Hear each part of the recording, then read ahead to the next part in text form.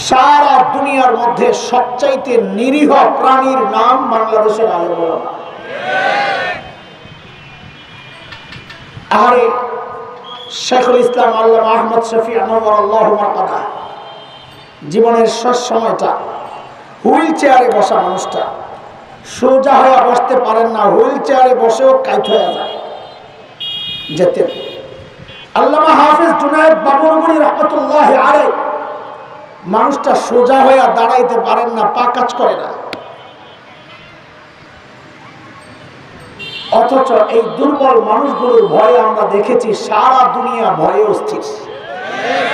কেন? দুর্বল হলেও কি হবে, যেহেতু হক, আল্লাহ এই দুর্বল হকের ভয় শক্তিশালী তাগুতের কলিজায় আল্লাহ ঢুকায় দিয়েছে। এই পর্যন্ত কথা বুঝছেন আপনারা? আমি একটু লাইনের কথা বলতে হবে তো, এই জন্য একটু একটু করে বুঝে গাইতে হয়। একটা মিস করলে পরেরটা বোঝা কষ্ট হবে, এই জন্য অল্প সময় কিন্তু একটু মনোযোগ দেন। এবার বলেন সর্বশ্রেষ্ঠ রাসূল কে? এই এখনো বয়ান শুরু হয় নাই আমাদের, অনেক রাত পর্যন্ত চলবে। এখনই তেনায়া গেলেন গে, একদম বুঝলাম না কিছু। খাই আসেন নাই দুপুরে মনে হয় না। বলেন ঠিক করে বলেন সর্বশ্রেষ্ঠ রাসূল কে?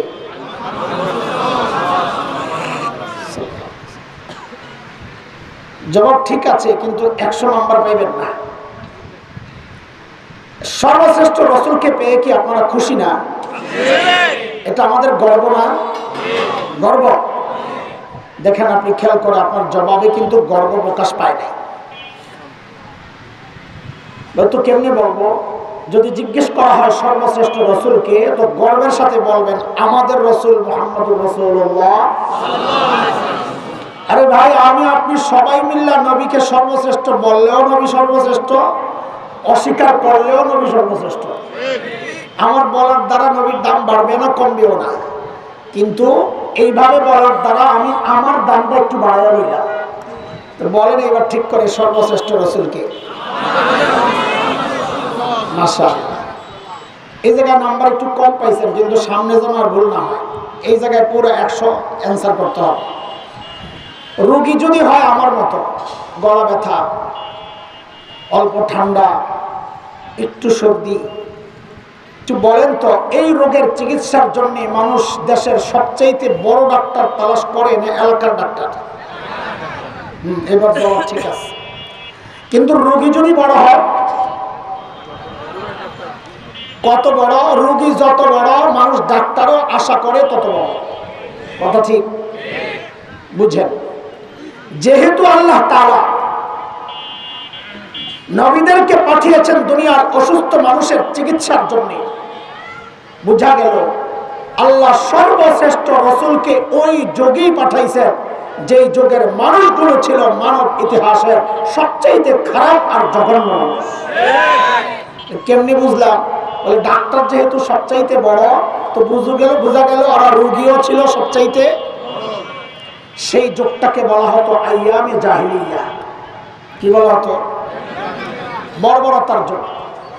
বর্বরতার মাত্রা কত দূর ছিল যে ওদেরকে ঠিক করার জন্য আল্লাহ সর্বশ্রেষ্ঠ রাসূল পাঠাইলেন। আর ইতিহাস পড়লে গায়ের লোম দাঁড়ায়া যায়। একটা পয়সার জন্য ওরা মানুষ খুন করে ফেলত। মূর্তি পূজা এখন হয় কি হয় না? তখনও হতো। পার্থক্য কি? এখন মসজিদের মধ্যে মূর্তি রেখে পূজা করা হয়, অথচ তখন বাইতুল্লাহর ভেতরে 360 মূর্তি, ঘরের মধ্যে আলাদা মূর্তি, সফরে বের হলে বগলের নিচে করে আলাদা মূর্তি নিয়ে যাইতো। কেন? রাস্তায় পূজা করার জন্য যদি আবার খোদা না পাওয়া যায় আরেক বিপদ না। রাস্তায় সুন্দর একটা পাথর দেখছে, পকেটের সাথের মূর্তি ফালাইয়া দিয়া ওই পাথরের পূজা করা শুরু করছে, প্রতিমা বিসর্জন। জন্ম নিয়ন্ত্রণ এখন হয় কি হয় না? তখনও হতো। পার্থক্য কি? এখন জন্ম নিয়ন্ত্রণ হয়, পেটের মধ্যে বাচ্চা নষ্ট করা হয় অথবা আসতে দেওয়া হয় না। আর তখন জন্ম নিয়ন্ত্রণ হতো, বাচ্চা হওয়ার পর দেখতো ছেলে না মেয়ে। যদি দেখছে ছেলে রেখে দিত, আর যদি দেখছে মেয়ে এটা ছিল বাবার জন্য সামাজিক কলঙ্ক। আমি মেয়ের বাবা, ওই কলঙ্ক থেকে বাঁচার জন্য বাবা নিজ হাতে নিজের কলিজার টুকরা মেয়েকে জীবন্ত দাফন করে দিত। এই ছিল সামাজিক অবস্থা। মানুষগুলো এতটা খারাপ কেন ছিল? আমাদের হাকিমুল ইসলাম কারি তৈয়ব রহমতুল্লাহ আলাইহি তিনি বলেছেন, মানুষগুলো এতটা খারাপ হওয়ার পেছনের মৌলিক কারণ ছিল দুইটা। বলেন, মূল সমস্যা কয়টা? সবাই বলেন। এক নম্বর জাহালত, অজ্ঞতা, লেখাপড়া নাই, মানুষ অপরাধ করে। দুই নম্বর চারিত্রিক অধঃপতন, লেখাপড়া থাকলেও যদি চরিত্র নষ্ট থাকে সেও অপরাধ করে। যেমন একজন ইঞ্জিনিয়ার, সে শিক্ষিত না মূর্খ? বলেন না, শিক্ষিত, অথচ জাতি কি দেখলো? ইঞ্জিনিয়ার সাহেব সরকারি কাজ পাইয়া চরিত্র নষ্ট, সেই জন্য কি করছে? সরকারি কাজ পাইয়া রডের বদলে বাঁশ ঢুকাইয়া দিচ্ছে। এটা লেখাপড়া না থাকার কারণে না চরিত্র নষ্টের কারণে? একটা না থাকলেই মানুষ অপরাধ করে। আর তখনকার আরবদের মধ্যে না ছিল লেখাপড়া, না ছিল চরিত্র। সমস্যা কয়টা? বলেন বলেন বলেন। আল্লাহ তাআলা মৌলিক সমস্যার অভাব নাই, মৌলিক সমস্যা, মৌলিক এই দুই সমস্যা মোকাবেলার জন্য আল্লাহ সর্বশ্রেষ্ঠ রসুলকে, আমাদের রসুলকে মৌলিক দুইটা মিশন দিয়া দুনিয়ায় পাঠায় দিয়েছে। বলেন তো সমস্যা কয়টা? সমাধান কয়টা? কথা আর দুইটা। বলেন না, আবার বলেন, সমস্যা কয়টা? সমাধান কয়টা? নবুয়ত পেয়ে আল্লাহর হাবিব ঘোষণা দিলেন, ইন্নামা বুইসতু মুআল্লিমা বুইসতু লিউতাম্মিমা মাকারিমাল আখলাক। নবী ঘোষণা দিলেন, আল্লাহ আমাকে শিক্ষক বানায়া দুনিয়ায় পাঠাইছেন। কি বানায়া? সবাই সবাই। আমার নবী কি ছিলেন? আমার নবীকে বলা হয় উম্মি নবী। অর্থ না বুঝার কারণে অনেকে বলেন জাহেল, মূর্খ। নাউযুবিল্লাহি মিন যালিক। আরে আমার নবী মূর্খ হবেন থাক দূরের কথা, আমার নবী ছিলেন সব শিক্ষিত মানুষের শিক্ষক। আবারও বলেন, আমার নবী কি ছিলেন? শিক্ষক। বলেন, কি ছিলেন? হ্যাঁ, এটা পয়েন্ট। আমরা আলোচনা আগায় নেওয়ার জন্য এই শব্দ পয়েন্ট মনে রেখেন। আমি আবার জিজ্ঞেস করব, আবারও একটু বলে নেন, আমাদের নবী কি ছিলেন? দুই নম্বর নবী বলেন, আল্লাহ আমাকে সর্বোচ্চ উন্নত চরিত্র মাধুর্য দিয়ে দুনিয়ায় পাঠিয়েছেন। কেন? আমি যেন ওই বর্বরদের পেছনে মেহনত করে করে ওদেরকে সেরা মানুষ বানাতে পারি। আবার পেছনে যাই, বলেন আমার নবী কি ছিলেন?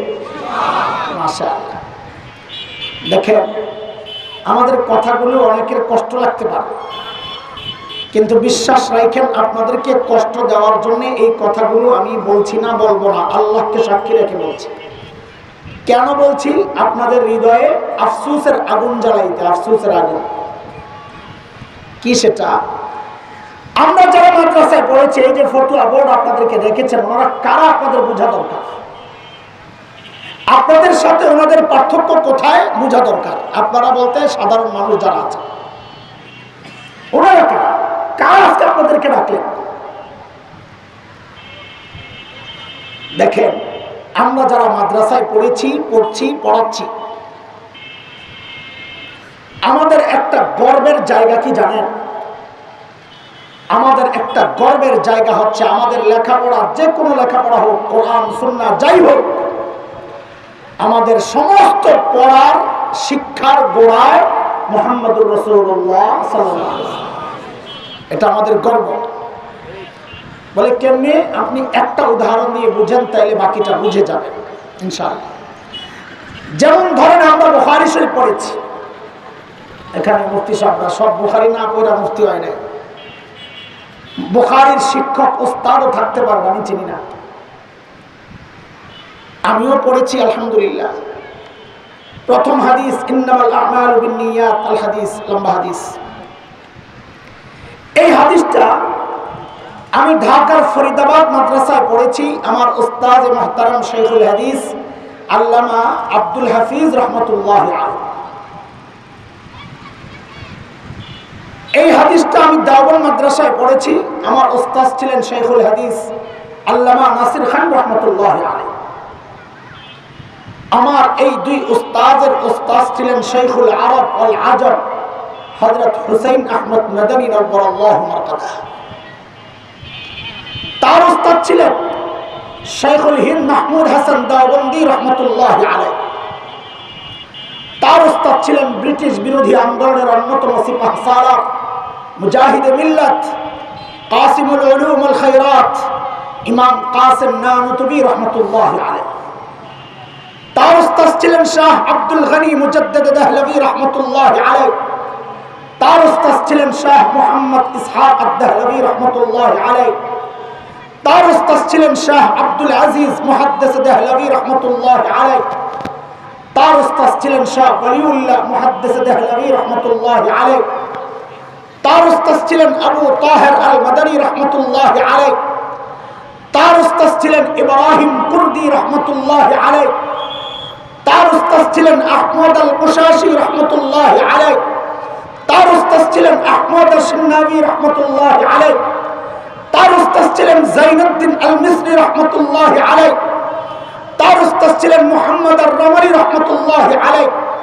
তার উস্তাদ ছিলেন আহমদ ইবনে আলী আল হাজার আসকালানি রাহমাতুল্লাহি আলাইহি। তার উস্তাদ ছিলেন ইব্রাহিম আত-তানুখি রাহমাতুল্লাহি আলাইহি। তার উস্তাদ ছিলেন আবুল আব্বাস আল হাজ্জার রাহমাতুল্লাহি আলাইহি। তার উস্তাদ ছিলেন আবু আলী আজ-জুবাইদি রাহমাতুল্লাহি আলাইহি। তার উস্তাদ ছিলেন আবুল ওয়াক্ত আস-সিজি রাহমাতুল্লাহি আলাইহি। তার উস্তাদ ছিলেন আবুল হাসান আদ-দাউদি রাহমাতুল্লাহি আলাইহি। তার উস্তাদ ছিলেন আবু মুহাম্মদ আস-সারাখসি রাহমাতুল্লাহি আলাইহি। তার উস্তাদ ছিলেন আবু আব্দুল্লাহ ফিরাদি রাহমাতুল্লাহি আলাইহি। তার উস্তাদ ছিলেন মুহাম্মদ ইবনে ইসমাঈল ইমাম বুখারী রাহমাতুল্লাহি আলাইহি। তার উস্তাদ ছিলেন হুমায়দি রাহমাতুল্লাহি আলাইহি। তার উস্তাদ ছিলেন সুফিয়ান আস-সাউরি রাহমাতুল্লাহি আলাইহি। তার উস্তাদ ছিলেন ইয়াহইয়া ইবনে সাঈদ আল আনসারী রাহমাতুল্লাহি আলাইহি। তার উস্তাদ ছিলেন মুহাম্মদ ইবনে ইব্রাহিম আত-তাইমি রাহমাতুল্লাহি আলাইহি। তার উস্তাদ ছিলেন আল-কামা ইবনে ওয়াক্কাস আল-লাইসি রাহমাতুল্লাহি আলাইহি। তার উস্তাদ ছিলেন উমর ইবনুল খাত্তাব রাদিয়াল্লাহু আনহু। তার উস্তাদ ছিলেন মুহাম্মদুর রাসূলুল্লাহ সাল্লাল্লাহু আলাইহি ওয়াসাল্লাম। আমাদের শিক্ষার গোড়ায় কে বলেন? বলেন আমাদের শিক্ষার গোড়ায় কে? আজকে ফতোয়া দেওয়া সহজ, কিন্তু মুফতি সাহেব হওয়া এত সহজ না। যে কেউ এখন দ্বীনের ব্যাখ্যা দিয়ে দিচ্ছে, আরে ভাই কি এটা, তুমি কি আলেম? এটা তো শয়তানের স্বভাব। আলেমের সামনে দ্বীনের ব্যাখ্যা দেওয়া এটা কার স্বভাব? আপনারা বলেন না, আবার বলেন। আপনি কোত্থেকে বলেন এই কথা? আরে কোরআনের কথা। সূরা আরাফ 20-21 নম্বর আয়াত আপনি পড়েন। আমার বাবা মাকে শয়তান যখন ধোঁকা দিতে গেছে কি বলছে? فوسوس لهما الشيطان ليبدي لهما ما وري عنهما من سوآتهما وقال ما نهاكما ربكما عن هذه الشجرة إلا أن تكونا ملكين أو تكونا من الخالدين وقاسمهما إني لكما لمن الناصحين। আমি আয়াতের ব্যাখ্যায় যাব না, আমি শুধু একটু লিঙ্কটা ধরাই দিই আপনাদেরকে। শয়তান যারা জিজ্ঞেস করতেছে ফল খান না কেন, আমার মা বাবারে জিজ্ঞেস করে ফল খান না কেন, তা আমার বাবা মা জবাব দেন আল্লাহ নিষেধ করছে। কে বলেন না কে? তো শয়তান কি বলে জানেন? আল্লাহ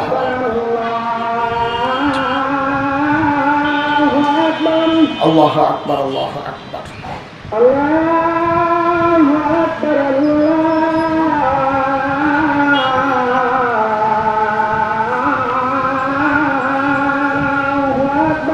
বাহিরের মাইক আমরা অফ করে দিচ্ছি। আচ্ছা আচ্ছা, পরে আমরা এখানে জামাত করব সেই হিসাবে। আচ্ছা আচ্ছা ঠিক আছে।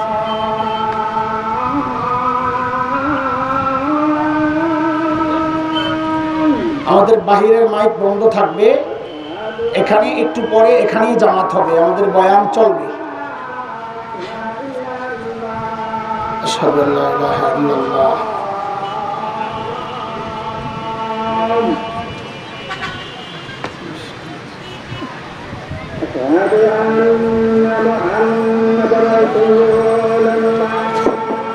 তাই এখানে জামাত হবে, মেহেরবানি করে যাদের ওযু আছে বসেই থাকি, এখানে জামাত হবে।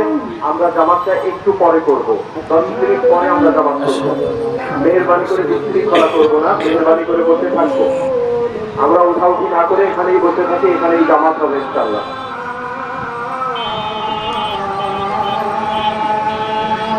আশহাদু আন্না মুহাম্মাদান রাসূলুল্লাহ।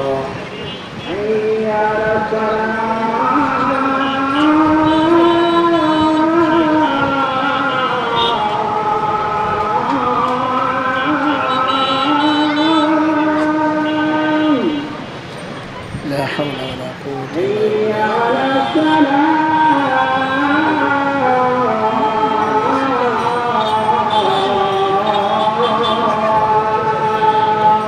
لا حول ولا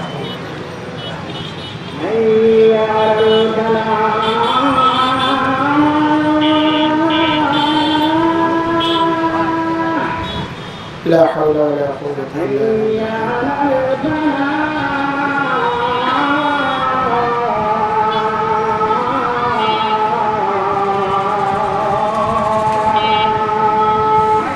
لا حول ولا قوة إلا بالله. الله أكبر. الله أكبر.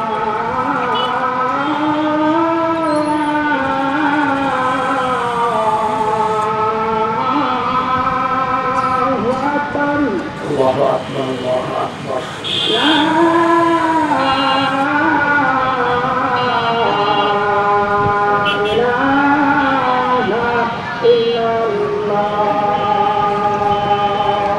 لا إله إلا الله. اللهم صل على سيدنا محمد. اللهم رب هذه الدعوة التامة والصلاة القائمة آت محمد الوسيلة والفضيلة.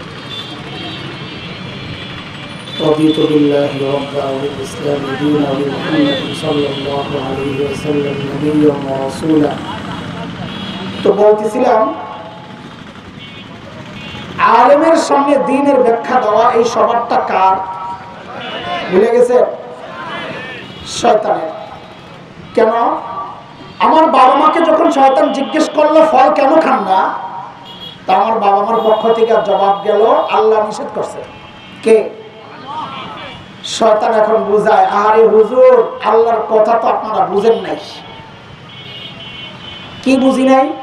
তো শয়তান বলে মা নাহাকুমা রাব্বুকুমা আন হাযিহি শাজারা। ওলামায়ে কেরাম তো বুঝে, মারিফা না করার পেজ দিছে শয়তান। এবার আপনারা বুঝেন সাধারণরা। ধরেন এই লাইনে 10টা কাঁঠাল গাছ, আল্লাহ নিষেধ করছেন কাঁঠাল গাছের কাছে যাইবা না। শয়তান যা বলতেছে কাঁঠাল খান না কেন? বলে আল্লাহ নিষেধ করছে। তো আরে হুজুর আল্লাহ নিষেধ করছে আশ-শাজারা মারিফা, এই নির্দিষ্ট গাছ প্রথমটা, বাকি 9টা থেকে খাইতে তো মানা করে দেয়। তাহলে আল্লাহর কালামের ব্যাখ্যা দিছে সর্বপ্রথম কে? মুফাসসির হুজুরের নাম কি? আহা বলেন না, মুফাসসির হুজুরের নাম কি? কাজী নামের শুরুতে মুফাসসির আর স্কলার, বাপ রে বাপ, ইয়া টুপি ইয়া হাবা কাবা, অনেকে আবার টাইও লাগায়, টাই মুফতি সাহেব, এগুলো দেখে কাইত হয়ে যায় না দোস্ত।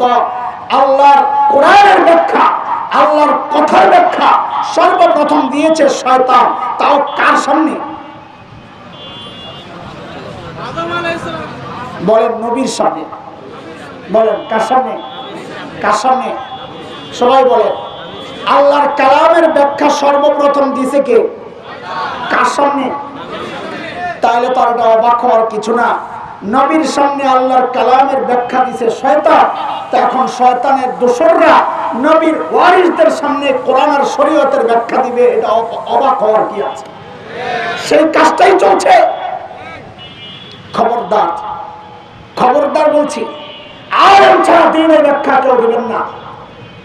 বলে আমি আলেম না, আপনি আলেম না। আলেম কাকে বলে? আলেম কাকে বলে? নবী আলাইহিস সালাম আলেম বলেছেন। কি বলেছেন নবী এক হাদিসে? ইন্নাল উলামা ওয়ারাসাতুল আম্বিয়া। আলেমরা কার ওয়ারিস?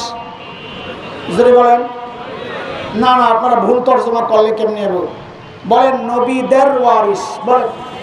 এটা ওলামায়ে কেরাম বুঝবেন, আপনারা তো বুঝবেন না। আল আম্বিয়া বহু বচন, বহু বচন এর উপর যখন আল আসে, আল হুজুররা জানে এটা ইস্তেগরাকের ফায়দা দেয়, মানে সব নবী, সব আলেমরা সব নবীর ওয়ারিস। ওই দেখেন না মাঝে মাঝে অনেকে আমাদেরকে খোঁচা মারে, রহমতের নবীর ওয়ারিস বলে হেরা, হেরা ওরা তো গরম কেন? আমরা বলি আরে বেটা আমরা খালি রহমতের নবীর ওয়ারিস তোরে বলছে কেনা, আমরা নবী মুসা আলাইহিস সালামের ওয়ারিস, এই জন্য আমরা ঘুষাও মারতে পারি নবী মুসা আলাইহিস সালামের মতো। আমরা নবী ইব্রাহিমের ওয়ারিস, এই জন্য আমরা সময় মতো মূর্তিও ভাঙতে পারি। আমরা নবী জাকারিয়ার ওয়ারিস, এই জন্য আমরা জীবন দেওয়ার জন্য প্রস্তুত থাকতে পারি। আমরা নবী মুহাম্মদের ওয়ারিস, রক্তাক্ত হলেও আমরা দোয়া করতে পারি। ওয়ারাসাতুল আম্বিয়া ওয়ারাসাতুল নবী তো বলেন নাই নবী আলাইহিস সালাম, বলেছেন কি ওয়ারাসাতুল, সব নবীর ওয়ারিস। এইবার খুব সূক্ষ্ম একটা কথা বুঝে, ওয়ারিসের একটা মাসআলা আছে, মুফতি বোর্ড ডাকছে তো আপনাদের করে ফতোয়া দিয়েই আবার বয়ান বলি আপনাদের। ওয়ারিস হওয়ার একটা মাসআলা আছে, সেটা হচ্ছে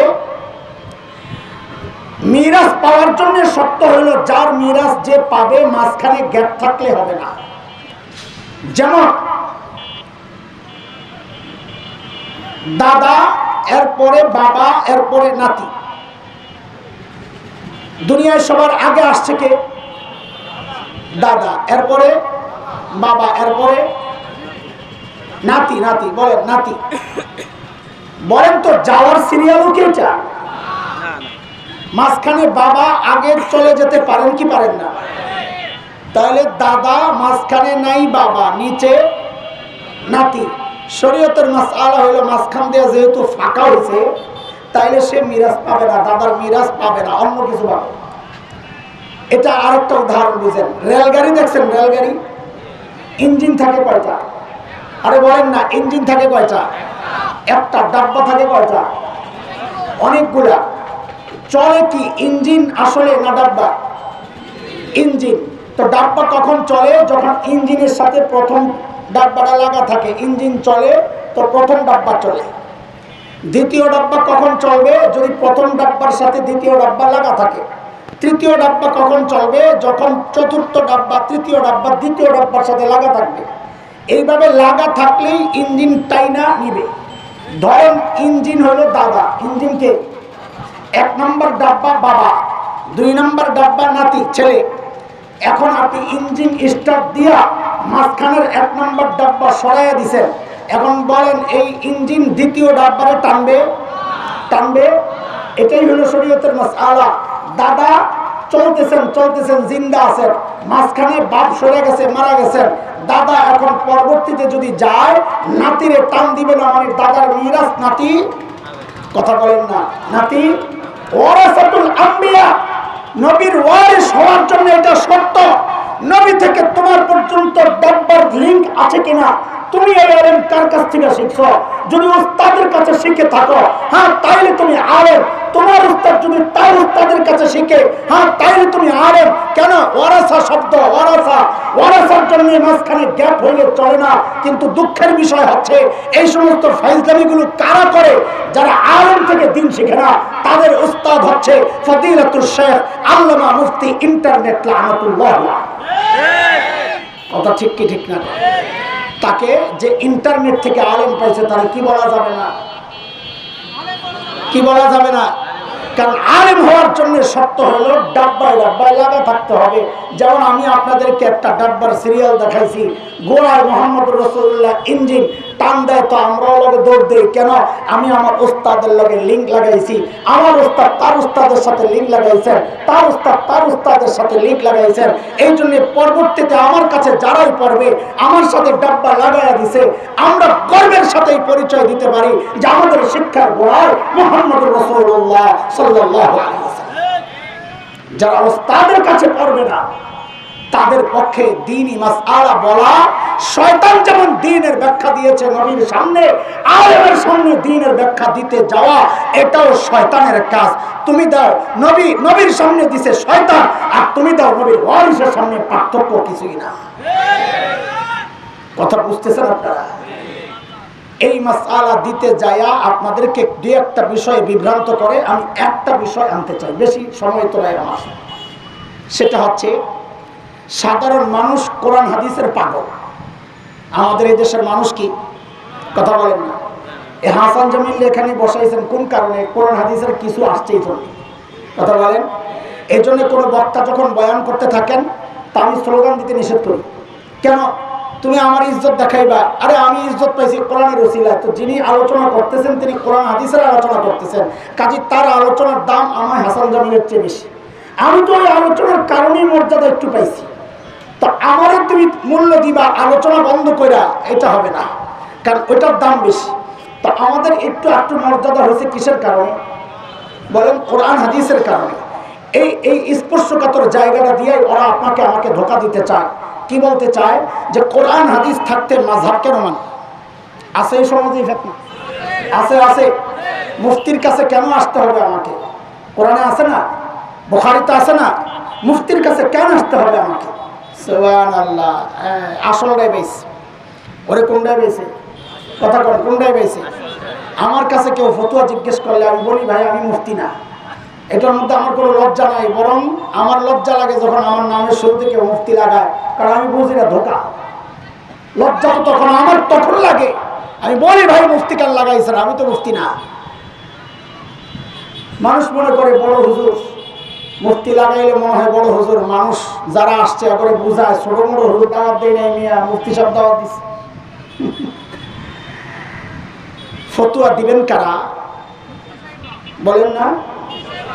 দুনিয়ার সব জায়গায় সিস্টেম চলে এটা। চিকিৎসা করেন ডাক্তার সাহেব, বাড়ি বানান ইঞ্জিনিয়ার সাহেব, খালি দিনের ব্যাপার আসলে যে কেউ এই জায়গায় মাতবরি লাগাই দেয়। বলছি শুনে, কোরআন হাদিস থাকতে কেন মাযহাব মানবো? কেন আলেমের কাছে যাও? কথা সত্য, মতলব খারাপ। আলেম তার নিজস্ব বক্তব্য দেয় না, মাযহাবের ইমামরা তাদের নিজস্ব বক্তব্য দেয় না। বলতো কি দেয়, কি দেয় এটা একটু বুঝেন আপনাদের। আমি এই কথা বলে শেষ করবো, খুব সূক্ষ্ম কথা। সারা জিন্দগির জন্য আশা করি এই পেজ চলে যাবে যে কোরআন হাদিস থাকতে মাযহাব কেন মানবো? নবীর যুগে মাযহাব আছিল, তো না থাকলে এখন কেন মানবো? এই সিম্পল জিনিসটা সহজে বোঝা যান। আপনাদের এলাকায় নিচে পানির নিচে, এই মাটির নিচ থেকে পানি ওঠানোর জন্য কি বসায়? এটাকে কি বলে?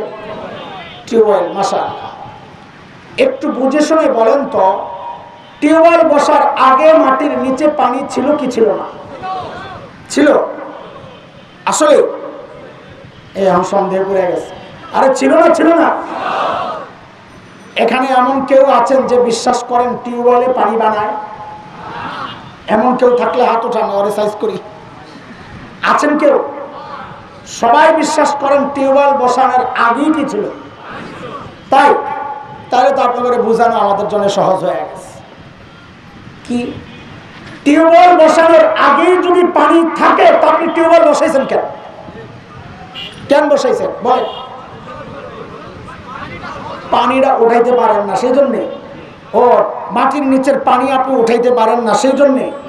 আল্লাহ, তাহলে তো কাম সারছে, বুঝে গেছে। দোস্ত, কোরআন হাদিস থাকতে মাযহাব কেন মানবো? আরে বোকা, মাযহাব আলাদা কিছু না, কোরআন হাদিসই মাযহাব। মানে কি?